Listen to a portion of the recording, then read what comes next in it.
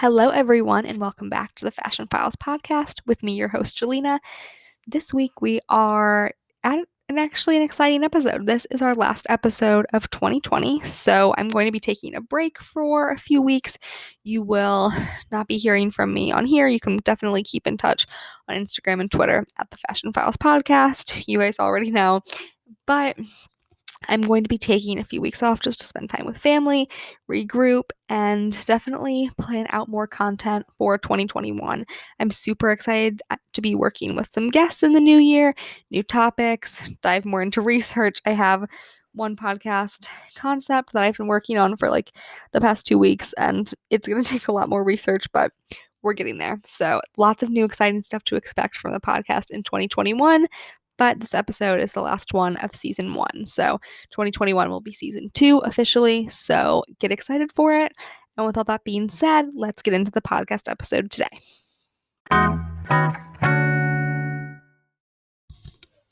Today we are going to be discussing the history of the Hermes Kelly bag. The Kelly bag is one of the most iconic bags from Hermes. And I think if you were to think of the top status symbol bags or the most iconic luxury bags in your mind, you would probably think of Birkins and Kelly's at the top. So I think it's only fitting that Kelly gets her own episode, and maybe there will be a Birkin one sometime in the new year. If you guys are interested, let me know. It's definitely something that's on my list. But today we will be talking about the Kelly bag. So the Kelly bag was actually originally introduced in 1892, and it had a different name at the time. It was actually named after its handles at the time, since they were quite a unique shape and a bit different compared to other handbags that we were seeing. So in 1923, Hermes's wife, Julie, wanted a simple bag. She was looking for something to fit in her car door that she could easily travel with. So Emile Maurice Hermes and Etoile Bugatti created this new bag for her, which was once again the Kelly, but not the Kelly that you know of today. So it was in the 1930s that Robert Dumas, who was Hermes' son-in-law, actually redesigned the bag.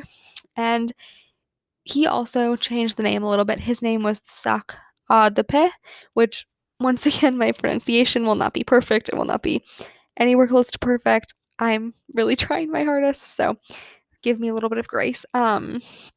But this bag was actually quite different from others at this point in history. It had 2 straps and it was a trapezium shape. It also featured tiny studs on the bottom of the bag so that the bag could stand alone and not touch the ground. And the name I mentioned earlier, Robert Dumas, who was Hermes' son-in-law, a little bit of interesting history about him.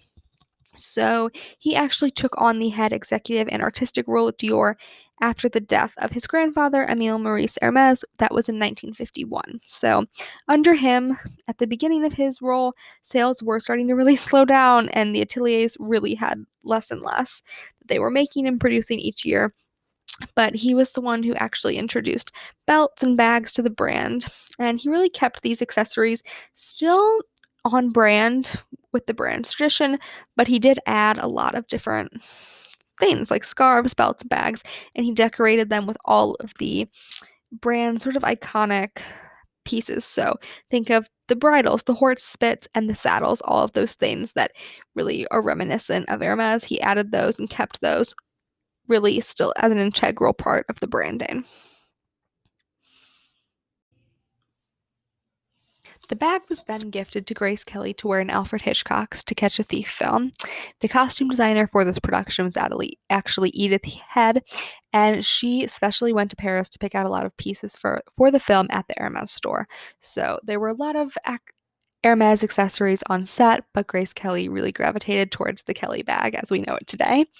And she was actually seen with the Kelly bag again in 1956. This was when she was pregnant. She actually used it to cover up her bump to hide from the paparazzi, but the images were everywhere and seen Grace Kelly as an actress and the Princess of Monaco, and is known as one of the most glamorous women in Hollywood at the time. The bag was instantly associated with her, which wasn't necessarily a bad thing. Obviously, having a princess and one of the most well-known actresses carrying the bag, it definitely helped the bag become the status symbol that it is today.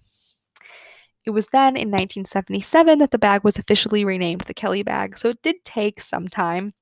about 20 years since she was photographed with the bag while pregnant to it officially being renamed. And it really did cause a really huge increase in sales for the Kelly bag. She is definitely seen as one of the most glamorous women in Hollywood from that time period, and people loved her sense of style. So they really associated with the bag with her and they wanted the bag. And I think it's also interesting to note that at that time, the bag retailed for around 4,000 euros. So it was still a really expensive bag, even like back then, that was really an insane price. But still today, I think it's interesting to see how prices have sort of changed and how the demand is still there. And if you're wondering what makes the bag so expensive, this is really an interesting part. I find the history of the bag is super interesting, but also I think the creation of the bag is really interesting as well.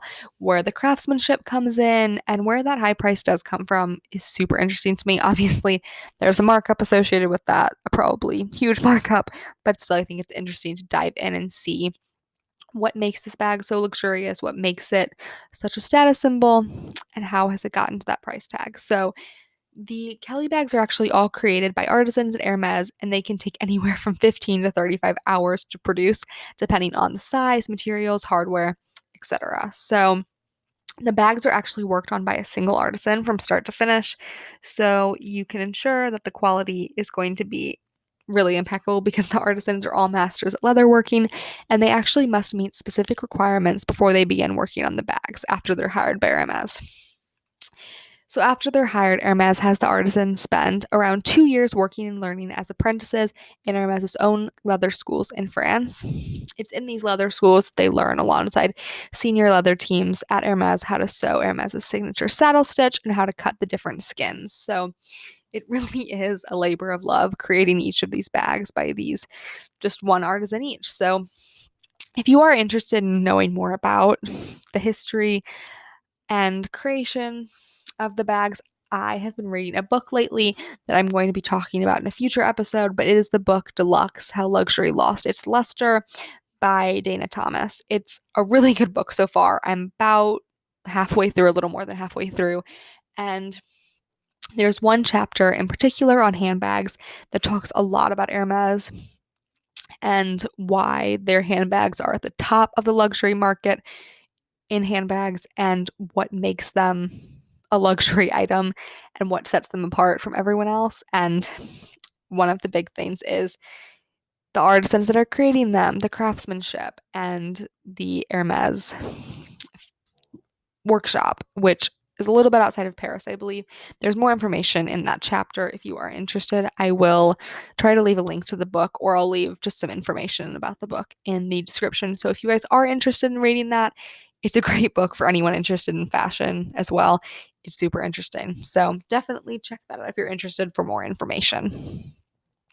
And that is all I have for you guys today. So have a great rest of your year. If you're listening to this right now, enjoy the rest of 2020. It's been a really strange year, a hard year, and I think it's a good time to have a new year and go into it really positively. Have a happy holiday season as well, whatever you are celebrating. Just try to spend some time with family, friends in a safe way. Obviously, still being safe because of the coronavirus, everything spiking, but take time with family, practice gratitude, all of that good stuff. Thank you guys so much for listening. I will see you in the new year.